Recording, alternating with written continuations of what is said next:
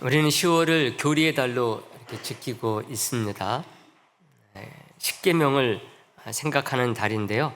오늘은 이제 세 번째가 됩니다. 5계명에서 7계명을 생각하게 됩니다.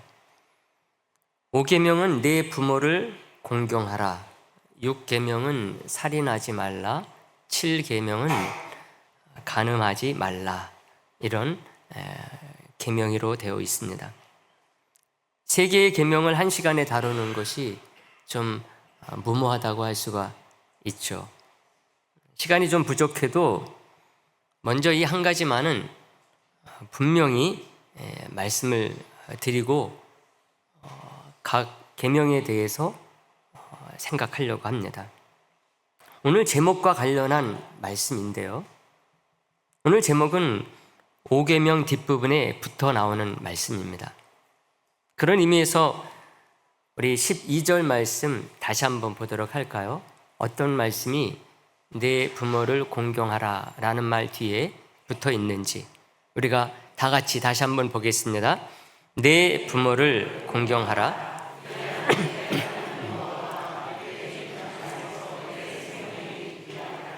아멘. 끝부분에 어떤 말씀이 있습니까?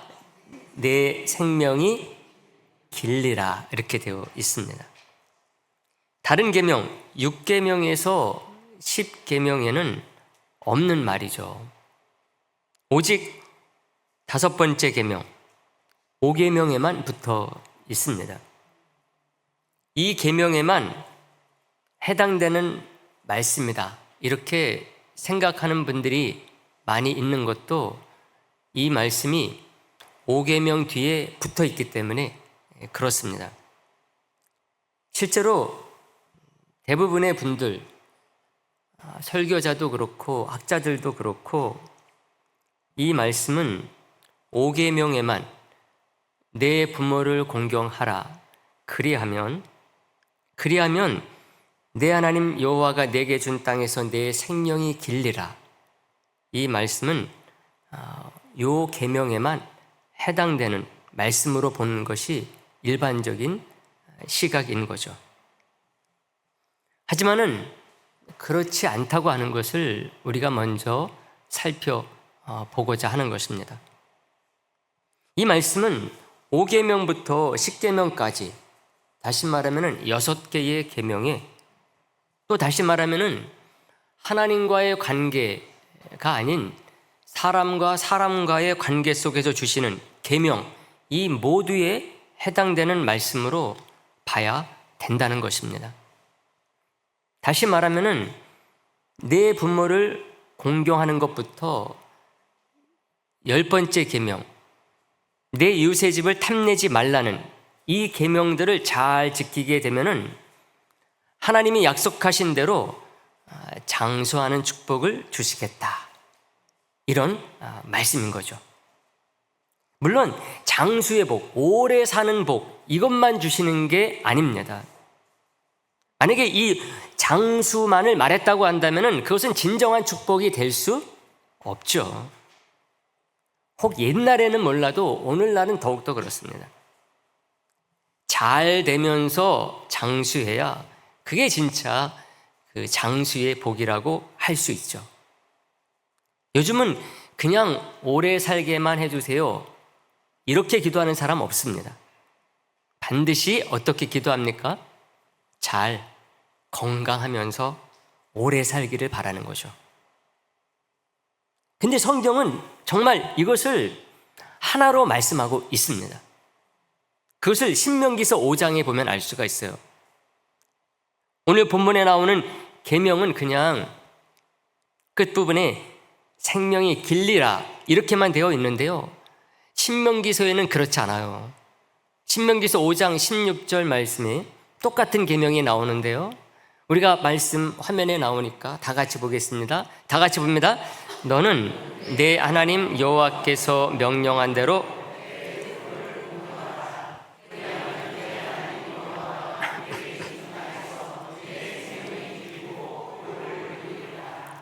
아멘. 내 생명이 길 뿐만 아니라 복을 누리리라 이렇게 말씀을 하고 있습니다. 시내산에서 주신 계명들을 시내산 언약이라고 말을 하거든요. 오늘 본 본문 말씀은 바로 시내산 언약 속에 나오는 십계명입니다. 그리고 신명기서에 나오는 계명이 또 있어요. 이것은 광야 생활 이제 다 끝날 즈음에 모압 광야에서 주신 율법으로서 거기에 나오는 계명이 또 있거든요. 그래서 이것은 모압에서 줬다 이렇게 해서 모압 언약으로 이렇게 부르기도 합니다. 이 신명기서에 나오는 십계명은 그래서 십계명의 완전한 버전이다 이렇게 말씀을 드릴 수가 있습니다.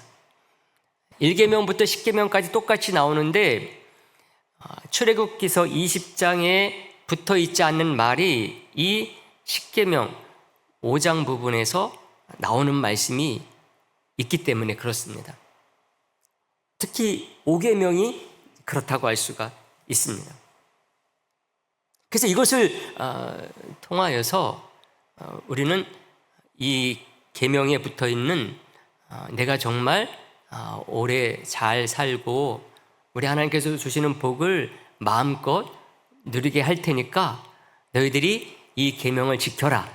근데 그 계명은 내 부모를 공경하라는 5계명 뒤에 붙어 있으니까 그 계명에만 해당된 게 아니라는 말씀이죠.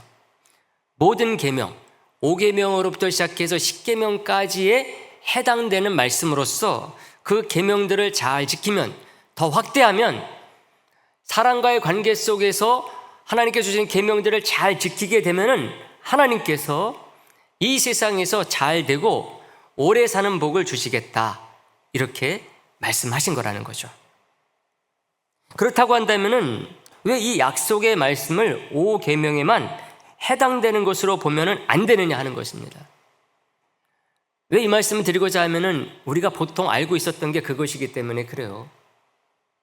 그래서 이 말씀이 정말 다른 계명에도 해당되는 약속의 말씀이냐 하는 것이죠. 왜 이렇게 말씀을 드릴 수밖에 없는가 하면은요, 은혜와 평강이라고 하는 대전제 때문에 그렇습니다. 민수기서 6장 25절 26절에 보게 되면 하나님께서 모세를 통해서 아론에게 해주신 축복문이 나오거든요. 백성들에게 축복하는 기도를 할 때는 요 문구로 해야 된다. 그러면서 하나님께서 모세를 통해서 아론과 제사장들에게 알려줬거든요. 근데 거기에 보게 되면은 너희에게 은혜가 있기를 이렇게만 기도하지 말라 그랬어요. 평강이 좋으니까 너희에게 평강이 있기를 이렇게만 기도하지 말라 그랬어요. 은혜와 평강을 위하여 기도하라. 이렇게 딱 나오고 있습니다. 그래서 그 말씀이 민수기서 6장 25절 26절에 나오는데요. 제가 25절 봅니다. 여러분들이 26절 보시면 되겠습니다. 여호와는 그의 얼굴을 내게 비추사 은혜 베푸시기를 원하며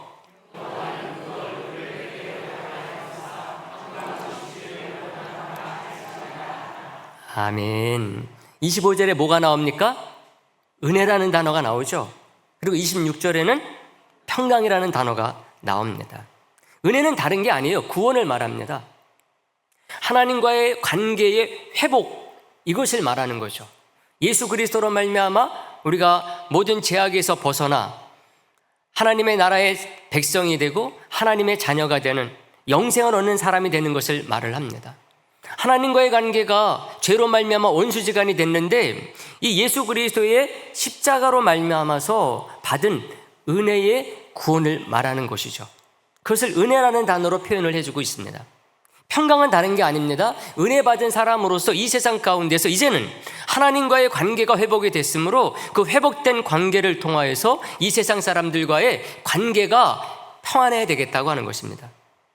그래서 사람과 사람 간의 화목과 평화를 말하는 것이 이 평강입니다.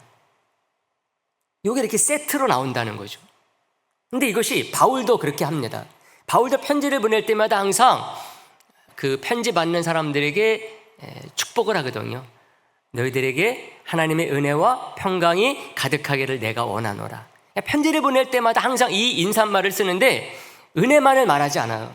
평강만을 말하지 않습니다. 항상 은혜와 평강을 같이 말합니다. 이게 같이 말할 수밖에 없거든요. 근데 이게 십계명에도 나타나고 있어요. 그래서 1계명부터 4계명까지 하나님과의 관계 속에서 주어진 계명이라고 말씀드렸잖아요.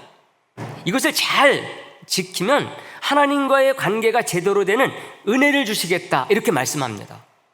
그게 2계명을 말씀드릴 때 이미 우리가 읽었었던 말씀입니다. 출애굽기서 20장 6절 말씀에 나오는데요, 우리가 한번 이 말씀 다 같이 보도록 할까요? 6절 말씀 다 같이요. 나를 사랑하고 내 계명을 지키는 자에게는 천대까지 은혜를 베푸시느니라. 아멘. 뭐를 베푼다고요? 은혜를 베풀겠다 말씀합니다.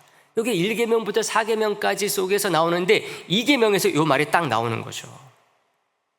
그리고 뭐가 나와야 됩니까? 이제 평강이 나와야 되죠.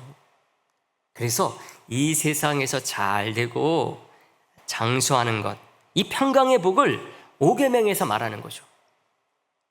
이것을 시작으로 해서 6개의 계명이 이 세상에 사는 동안 사람과의 관계 속에서 있어야 될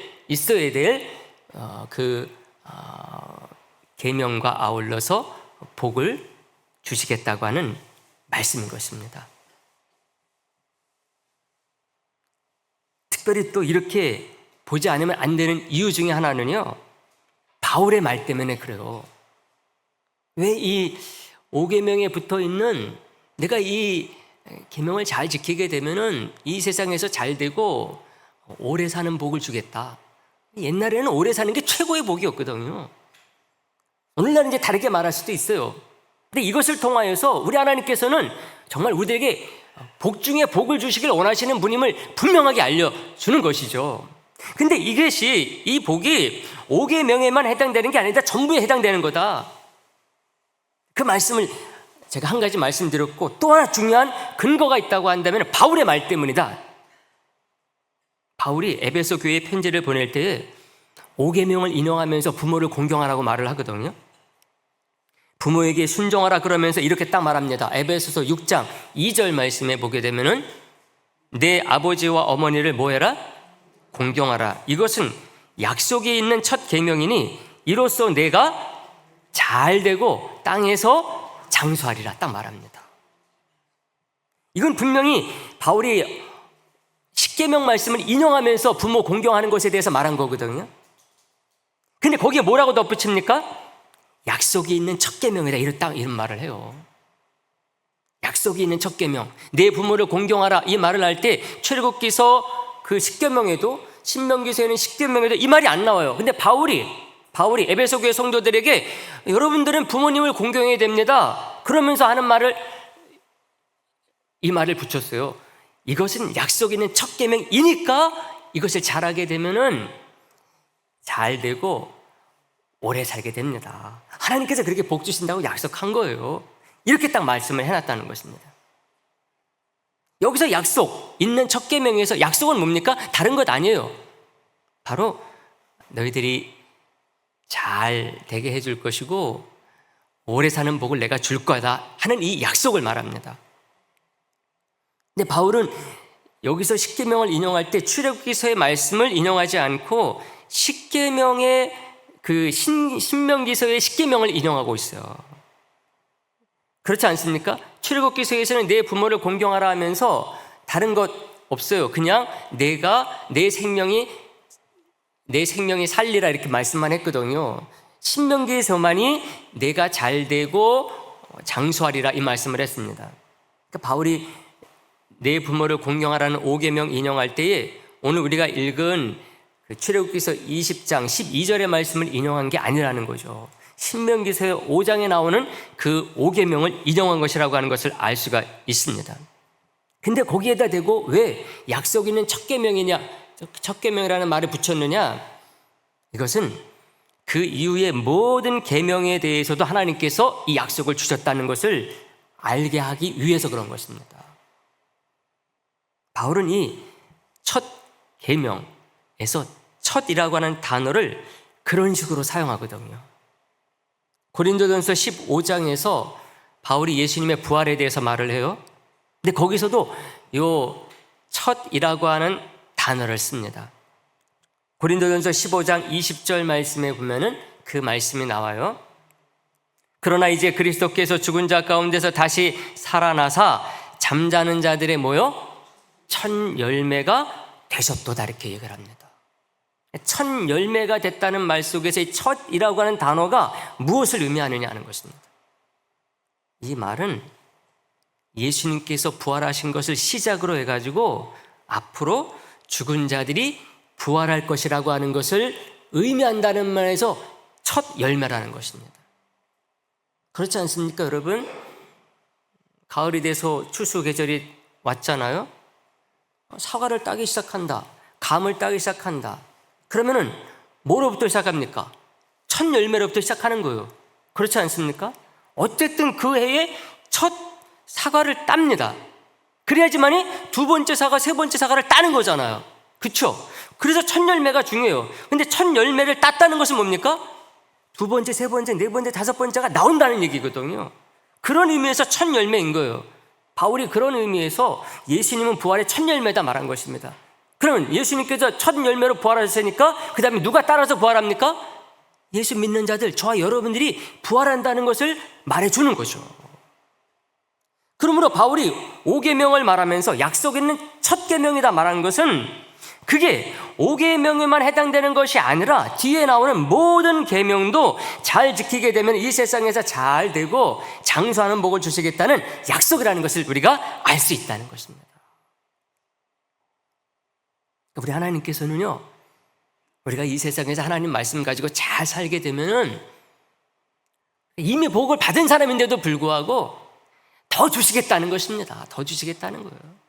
그래서 사람과의 관계 속에서 하나님의 말씀, 하나님의 계명을 잘 지키면서 살라는 거예요. 여러분, 우리가 구원받아서 하나님의 나라에 들어가고 하나님의 자녀 되는 것은 정말 하나님의 은혜로, 믿음으로만 됩니다. 만약 이것까지 우리의 노력으로 되는 것이 단 1%라도 있다고 그렇다고 한다면 우리 중에 누구도 아마 저 자신까지도 구원을 확신할 수 없어요.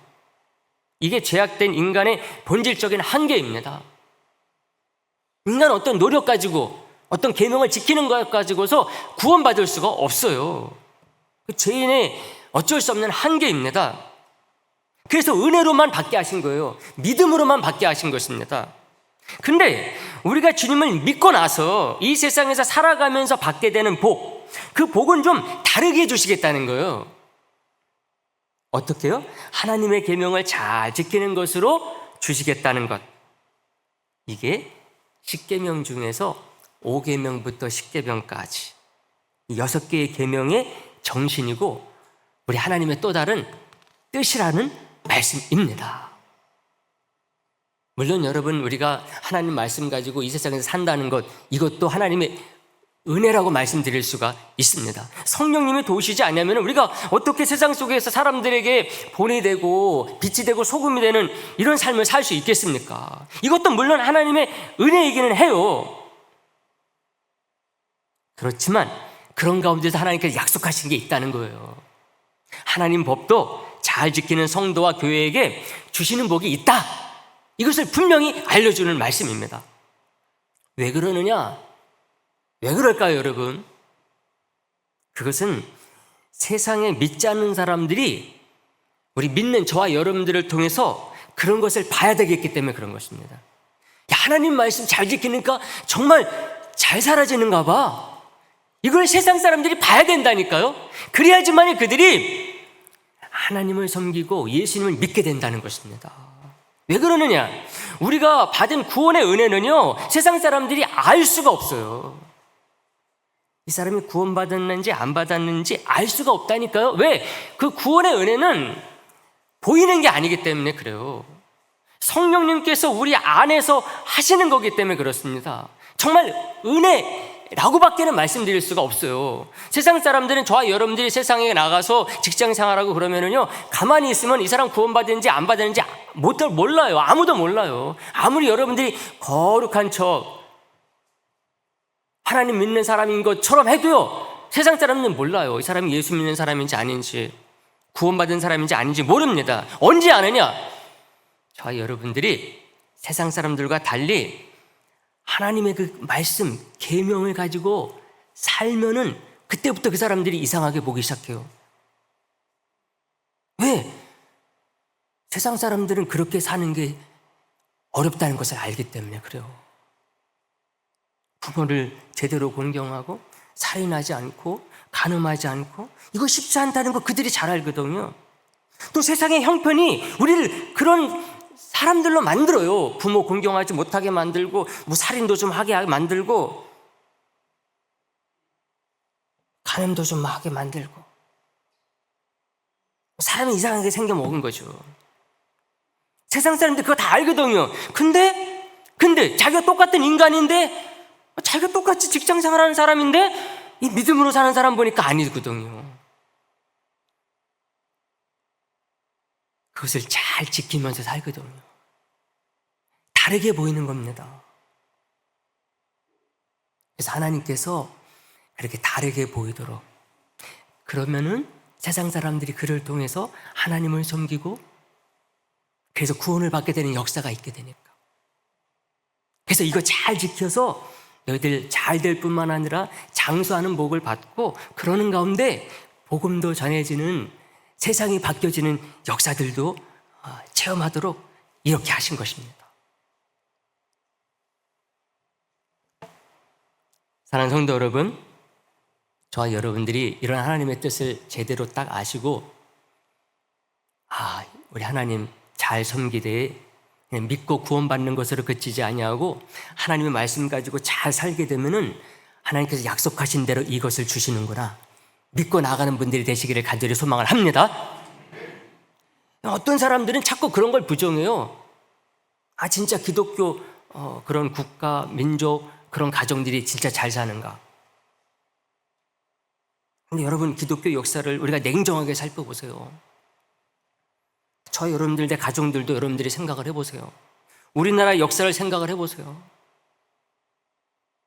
정말 그렇게 잘 지킨 것도 아닌데 하나님의 말씀이고 하나님의 그 명령이니까 이렇게 살려고 노력하는 것, 그것만을 우리 하나님께서 보셔도 너무나 기뻐하시는 것 같아요. 정말 이렇게 축복하시는 것을, 그 모든 것을 통해서 우리가 확인하게 된다는 것입니다. 그러므로 여러분, 오늘 내 부모를 공경하라 하면서 붙어있는 이 내 생명이 길고 잘 되게 되리라 하는 이 말씀 꼭 마음속에 믿고 이 내 부모를 공경하라 뿐만 아니라 우리 하나님께 주시는 모든 사람과의 관계 속에서 지켜야 될 하나님의 법도를 잘 지키는 분들이 되시기를 간절히 소망을 합니다. 사랑하는 성도 여러분, 그렇다고 해가지고 내 부모를 공경하라는 이 계명의 중요성이 반감되느냐? 아니에요. 왜 그러느냐? 이렇게 잘 되는 복이 내 부모를 공경하라는 계명으로부터 시작되기 때문에 그렇습니다. 말씀드렸던 것처럼 예수님이 부활의 첫 열매의 신호탄이 되셔야지만이 그 다음에 부활하는 사람들이 나오는 거거든요. 마찬가지로 내 부모를 공경하라로부터 이 복은 시작이 됩니다. 그래서 이것을 통하여서 내 부모를 공경하라는 것이 얼마나 중요한 특별한 의미를 갖는가를 알 수가 있습니다. 사랑하는 성도 여러분, 오늘날 이 시대에 우리들이 더 귀담아 들어야 될 것, 더 잘 지켜야 될 게 내 부모를 공경하라는 이 계명입니다. 세상의 모든 권위는요, 부모를 공경하라는 것으로부터 시작된다고 보면 됩니다. 칼뱅 선생님이 이것을 딱 주장했어요. 내 부모를 공경하라, 이 속에 이 세상의 모든 권위가 하나님으로부터 왔음을, 그리고 권위가 있음을 알 수 있다, 이렇게 말했어요. 칼뱅 선생님은 부모는 하나님이 세우신 세상의 모든 권위를 대표한다, 이렇게 봤습니다. 그래서 백성은 군주를 공경해야 되고, 종은 주인을 공경해야 되며, 제자는 스승을 공경해야 됩니다. 그게 어디로부터 오느냐? 오경임으로부터 우리가 유추할 수 있다는 것입니다. 근데 여러분, 오늘날 우리가 사는 세상은 이제 모든 권위를 부정하는 시대가 됐어요. 그래서 너무나 안타깝습니다. 요즘은 단지 부모라는 것 때문에 자녀가 부모를 공경하느냐? 절대로 아닙니다. 내가 대통령이야, 대통령을 존중하느냐? 아니에요. 옛날에는 스승 그림자도 밟지 말라 그랬잖아요. 스승이니까 존경하고 공경해야 된다. 아니에요. 그러니 주종관계는 더욱더 그렇습니다. 그래서 요즘은 뭐라고 말하느냐, 요즘은 누가 됐든 어떤 권위를 가지고 있든 그 사람이 부모이든 대통령이든 아니면 스승이든 답게 행동해야 된다는 것입니다. 그래야지만 그 권위를 인정받을 수 있다는 거예요. 나는 너 낳아준 부모잖아. 그래 공경해야지. 근데 부모답게 행동하지 않는다. 그러면 공경받을 수 없는 시대라는 것입니다. 요새 아무리 자기가 낳아준 자녀를 할지라도요, 그 자녀에게 부모답게 행동하지 않으면요, 부모와 자녀 사이에 별일이 다 생깁니다, 여러분. 옛날에는 그러면은 동네 어른들이 불러다가 혼냈죠. 동네 사람들이 단체로 그냥 나와가지고 어떻게 부모한테 그렇게 할 수 있느냐 그러거든요. 아무리 부모가 잘못했어도. 근데 요즘은 그렇지 않아요. 부모는 부모답게 행해야지만이 부모로서 공경받을 수 있는 시대가 요즘 시대가 됐어요. 왜 그러냐? 세상이 악해져서 그래요. 대통령도 마찬가지요. 옛날엔 대통령이면 끝난 거죠, 뭐. 대통령은 모든 거지 자기 하고 싶은 대로 하면 돼요. 근데 요즘은 아니에요. 대통령도 대통령답게 행하지 않으면 쫓아낸다니까. 옛날에 그런 게 어디 있어요? 왕이면 끝이지. 요새는 아니에요. 스승도 마찬가지요. 스승이니까 부모와 똑같지 않느냐? 스승 무조건 공경해야 된다. 아니에요. 스승도 선생님도 선생님답게 행동하지 않으면 제자들이 선생님에게 별짓을 다 합니다, 여러분. 한편으로 참 무서운 말인데요. 그런 시대가 됐어요. 이 세상이 하나님으로부터 멀어지고 하나님의 법, 계명을 무시하고 세상 법, 세상 유행을 따라 사는 것을 더 좋아하다 보니까 어느샌가 이렇게 돌이킬 수 없는 세상이 되어버렸습니다. 특히 제가 이 부분에서 꼭 말씀드리고 싶은 것은 여러분, 오늘날 이 시대 때에 부모님을 공경한다라고 하는 것이 더 힘든 이유가 있다고 한다면요, 옛날에는 부모님들이 자녀를 많이 낳았잖아요. 5명, 10명 막 낳았잖아요. 저도 형제가 원래 7이었어요. 이제 그 어려서 죽어가지고 5인데, 5 나면은 5명이 2명 부모님, 부모님도 한 분 또 일찍 돌아가시면은 섬기는 거 그렇게 어렵지 않아요. 저희 할머님은 9을 낳았어요. 9명이 부모, 할아버지 일찍 돌아가셨거든요. 할머니 한 분 섬기는 거 마음 먹으면 별로 어렵지 않습니다. 일주일에 한 자녀가 한 번씩 찾아온다 그래도 몇 명이면 됩니까? 7이면 돼요. 근데 9이면 2 남잖아요. 근데 요새는 부모들이 자녀 2, 하나밖에 안 낳아요. 그러니까 얘네들이 크면서 자녀 하나가 부모님 2을 섬겨야 됩니다. 일찍 한 번 돌아가셔야 돼요. 그러면 한 번 자녀 하나가 한 부모님 섬기는 거예요. 근데 한 자녀가 한 부모 섬기는 거 쉽습니까? 안 쉽습니까? 부모가 10자녀는 키워도 10자녀 한 부모 못 섬긴다 그러잖아요. 이 시대가 그렇게 되어버렸어요. 자녀도 제대로 많이 낳지도 않으면서 공경은 받으려고 한다. 불가능한 시대가 됐습니다. 도시는 더욱더 그래요.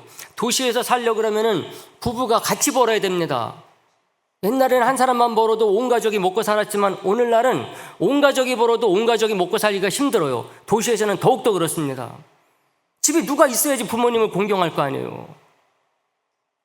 직장 갔다 오면 피곤한데 안 되는 것입니다. 그래서 요즘 부모를 공경하라 5계명 설교하면은요, 자녀들이 머릿속에 별 생각이 다 드는 것입니다. 목사님이 이렇게 해서 공경해야 됩니다. 저렇게 해서 공경해야 됩니다. 그러면은 머릿속에서 그거 아닌데요, 목사님? 온갖 반발과 이유와 핑계가 머릿속에 꽉 차는 거예요. 이게 안 들어와요. 안 들어옵니다, 이거. 아마 글씨로 써내라 그러면 별소리 다 써낼 겁니다. 목사님, 그런 시대 지나갔어요. 저희가 더 피곤해요. 그래서 제가 항상 말씀드리듯이 모든 부모님들, 이제 우리 젊으신 분들도 마찬가지예요. 이제 나이가 드니까 혼자서도 끝까지 자라도록 해야 된다. 그래서 미리부터 경제적으로, 체력적으로, 건강상으로 준비를 해야 됩니다. 젊었을 때부터. 나이 들면 더 그렇죠. 혼자서도 잘할 수 있도록. 끝까지. 하나님 부르시는 그날까지. 그렇게 축복합니다, 여러분. 혼자서 잘해야 하는 것 중에 또 하나가 뭐가 있는가 하면은 하나님과의 관계가 날마다 깊고 즐겁고 행복한 사람이 될 수 있는 그 비결을 체득해야 돼요. 그래서 평생 배우고 예배하고 기도하고 말씀 묵상하는 재미를 알아야 됩니다. 이거 모르면은요, 오래 살면 살수록 불쌍해지는 거예요. 아주 그렇게 믿으시면 됩니다. 요양원에 보내드려도요, 최고의 요양원에 보내드려도요, 어떤 분은 거기서 막 잘 즐기는 분이 있는가 하면 그렇지 못한 분이 있어요. 내가 이제 여태까지 자녀들 저기 하고 세상살이 하다 보니까 힘들었는데 요양원이니까 너무나 좋아요. 왜? 마음껏 하나님 예배하고 찬양하고 기도하고 말씀 묵상하니까 너무나 좋다야. 이런 사람이 돼야 됩니다, 여러분. 근데 이게 한순간에 되지 않아요. 나 이제 늙었구나, 나 못 움직이는구나, 나 이제부터 해야지. 안 된다니까요. 이게 지금부터 해야 됩니다. 예배하는 것이 너무나 즐거워질 수 있도록 찬양하고 기도하는 거, 내가 찬양하고 기도하기 시작하면은 3시간 5시간 금방 지나가. 어머니 아버지 요새 어떻게 지내세요? 외롭죠? 힘들죠? 힘들긴 뭐가 힘들어? 나 요새 천국이야. 한 번 기도하기 시작하면은 이거 언제 끝나는지 모르겠어. 찬양 한 번 시작하면은 너무나 즐거워. 예배만 시작하면 너무나 행복해. 말씀 묵상하는 거 너무나 좋아요. 그런 분들 되시길 간절히 소망합니다. 이거 안 되면요, 나이가 들면 들수록, 오래 살면 살수록 불쌍한 인생 된다니까요. 왜? 심심하니까. 그럼 뭐 해야 돼 이거? 이상한 거 찾아요. 인터넷 봐도 이상한 거 봅니다. 그 시간 어떻게 보낼지 모르니까 그러는 거예요. 우리 자녀들도 우리 부모님 공경할 때에 다른 것 해드리려고 하지 말고 이런 부모님 되실 수 있도록 잘 도우시기를 간절히 소망합니다. 이게 최고의 공경이라고 믿습니다. 살인하지 말라는 6계명은 지난번 수요 예배 때 10월 6일에 나눈 말씀입니다. 이 말씀에서 중요한 것은 예수님은 욕 하나까지도 살인으로 봤다는 거예요. 마태복음 5장 22절에서 딱 나옵니다. 예수님은 단순한 언어, 폭력도 살인으로 봤어요. 그렇다고 한다면 이 세상에 얼마나 많은 살인이 횡행하고 있습니까? 살인은 피 흘린다는 거거든요. 근데 칼빈 선생님이 이 말을 했어요. 살인이 많은 것, 이 세상에 피가 많이 흘려진다는 건 뭐냐? 이렇게 말했어요. 우리 주님께서는 살인이 저질러질 경우에 반드시 그로 인해서 땅이 더럽혀진다고 말씀했다 이렇게 했어요. 다른 본문에서 사람의 피 흘리면 땅을 더럽히고 쉽게 지워지지 않는다고 딱 말했어요. 칼빈 선생님이 성경 박사잖아요. 성경을 다 이렇게 보니까는 이 세상에 살인이 많아지고 그래서 피가 많아지면 세상이 더러워진다는 거예요. 이 말이 무슨 말인가 하면은 살기가 힘들어진다는 거예요. 세상이 악해지고 살기 힘든 세상이 된다는 것입니다. 진짜 그렇잖아요. 인류 역사가 발전은 하는데 살기가 더 힘들어지거든요. 왜 그러느냐? 세상에 살인이 많아지고 폭력이 많아지고 피가 많이 흘려지기 때문에 쌓이는 거죠. 그게 영적으로 우리 보이지 않지만 어떤 때 사람들이 정의와 생존을 위한 것이라고 하면서 막 전쟁을 합니다. 이것도 피 흘리는 거잖아요. 이번에 한강 작가가 노벨 문학상을 받았는데 이분의 작품이 세계인들에게 공감을 받은 것은 거기에 모든 폭력을 거부하는 일관된 정신이 들어있기 때문에 그렇습니다. 좋든 말든 이 시대의 굵은 흐름입니다. 이 시대가 너무나 폭력적인 게 많다 보니까 그래서 많은 사람들이 고통을 받으니까 이 시대가 폭력을 거부하고 있어요. 근데 폭력이 뭐냐? 아주 강도질하는 거, 살인만이 폭력이 아니라는 거예요. 아주 작은 것도 폭력이라는 거죠. 그것도 살인이라는 것입니다. 저와 여러분들이 들어야 될 말씀입니다. 여러분, 여러분들 중에서 살인하지 말라, 이게 계명이 될 필요가 있는 사람들이 있습니까? 없어요. 대부분은 살인 때문에 감옥 가는 사람 없어요. 그런 의미에서 6계명은 있을 필요가 없습니다. 근데 왜 이 말씀을 주셨느냐? 살인이란 죽이는 것만 살인이 아니다. 폭력적인 언어도 살인이다. 특히 여러분, 기독교 신앙을 전하는 사람들은 더 조심해야 돼요. 우리는 기독교 신앙을 최고라고 생각하잖아요. 유일하다고 생각하잖아요. 특별하니까 너 믿어야 돼 말하잖아요. 그 믿지 않으면 지옥 가는 거야. 이런 식으로 전도하면 안 된다는 거예요, 요즘은요. 왜? 언어 폭력이기 때문에.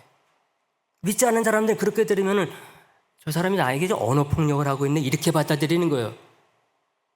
세상 사람들의 사고가 바뀌었어요.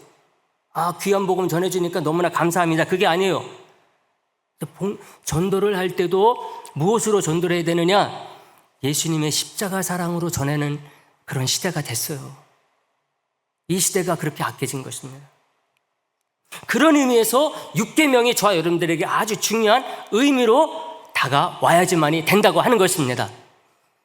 마지막 7계명, 간음하지 말라. 너무나 잘 아는 것이기 때문에 제가 긴 말씀 드리지 않습니다. 근데 한 가지 딱 드리고 싶은 것은, 간음하지 말라는 중심에는 뭐가 있느냐? 가정이 있다는 것입니다.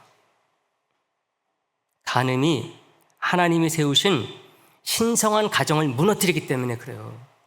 그래서 예수님도 마음에 품는 음욕까지도 간음으로 보셨어요. 왜? 이것을 가만히 놔두면은 자랍니다. 가볍게 내버려 두면은 이게 성장을 해가지고요, 부부 사이를 갈라놔요. 결혼해서 함께 행복한 삶을 살려고 그랬는데 이런 것들을 가만히 놔두면은 부부가 깨지는 거예요. 그래서 강영환 교수님도 10계명 강의에서 이렇게 말했어요. 7계명은 결혼을 깨뜨리지 말라는 말로 번역할 수 있다, 이렇게 얘기를 했습니다. 결혼 생활을 소중하게 여기고 가정을 아름답게 꾸미라는 명령으로 확대해서 볼 수 있습니다, 이렇게 말했습니다. 그래서 간음하지 말라는 이 계명은 다른 말이 아니라 가정을 소중하게 지키라는 말이라는 거죠. 그러기 위해서 간음은 단지 그냥 간음한 것만 간음이 아니라 마음에 품은 음욕, 그것을 잘 다스리지 못하는 사람이 결국은 나중에 이것 때문에 가정이 파괴되는 일이 벌어질 수 있는 가능성이 많다는 것입니다. 그래서 간음하지 말라는 계명이 너무나 중요한 거예요. 여러분, 성의식은 한순간에 생기지 않습니다. 우리가 그 사람이 어떤 성의식을 가졌는가를 알지 못해서 그렇지, 이걸 꼭 알고 결혼해야 돼요. 왜 그러느냐? 결혼 전에 가지고 있는 이 사람의 성의식, 자기 배우자에 대해서 어떻게 대하고 어떤 식으로 말하고 어떤 식으로 행동하느냐, 그리고 성적인 것, 이 사람이 성적인 것에 대해 얼마나 엄격한가, 이것을 알지 못하면 쉽지가 않아요. 왜? 어렸을 때부터 형성된 것이기 때문에 그렇습니다. 내가 결혼했으니까 이제부터는 내 배우자에 대해서 내가 정결해야지, 이게 되는 게 아니에요. 실제 간음은 안 하더라도요, 마음 가운데 잘못된 왜곡된 성의식을 가질 수가 있어요. 그럼 부부간의 관계가 쉽지 않은 것입니다. 특히 요즘은 인터넷 때문에 더욱더 이 성의식이 어렸을 때부터 잘못되기가 너무나 쉬워요. 그래서 이 7계명을 우리 부모님들이 자녀를 키울 때 잘 기억을 하고 이것을 잘 키워줄 수가 있어야지만이 그 자녀가 결혼해서 결혼 생활도 나중에 그 성격 차이, 보통 성격 차이로 헤어지는 부부들을 보게 되면은 많은 학자들이 그 대부분은 성의식의 차이 때문에 그렇게 이혼을 한다, 이렇게 분석을 합니다. 그러므로 자녀들을 이런 것을 잘 키울 때 결혼에서도 결혼 생활을 잘 이어갈 수가 있는 것입니다. 그래서 7계명이 중요한 것입니다. 말씀 정리합니다. 오늘 우리는 생명이 길리라는 제목으로 5계명과 7계명을 생각을 했어요. 근데 공교롭게도 모세 율법 가운데 가장 엄중한 벌이 어딘가 하면은 5, 6, 7입니다. 5계명, 6계명, 7계명 어기면 어떻게 하느냐? 다 죽이라 그러는 거예요. 모세 율법에 이렇게 되어 있어요. 부모를 공경하라. 근데 공경하지 않는다. 부모를 모욕되게 한다. 걔는 공개된 장소에 데리고 나와서 돌로 치라 그랬어요. 왜? 모든 사람들이 봐야 되기 때문에. 살인하지 말라는 당연히 죽이는 거고, 간음하지 말라도 누군가 아내가 또 남편이 간음했다. 죽이라 그랬어요. 가장 엄중해요. 이 3계명이. 근데 요즘은 어떻습니까? 요즘은 법이 너무나 약화됐어요. 세상이 변질되니까 법도 그렇게 될 것입니다. 그러므로 이런 세상 속에서 저와 여러분만큼은 하나님이 약속하신 축복을 딱 믿고 잘 지키기를 다짐하기를 바랍니다. 우리 힘으로 부족하니까 예수님의 십자가 사랑, 성령의 도우심, 이 필요한 것을 분명히 알고 믿음으로 나아가는 저와 여러분들 될 수 있게 되기를 부탁의 말씀 드립니다.